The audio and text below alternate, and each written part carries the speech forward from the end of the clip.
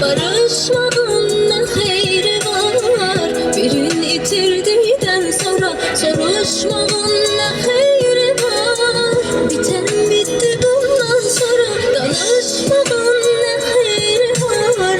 Bu kalp kırıldıktan sonra barışmanın ne hayri var? Birini itirdikten sonra soruşmanın ne hayri var?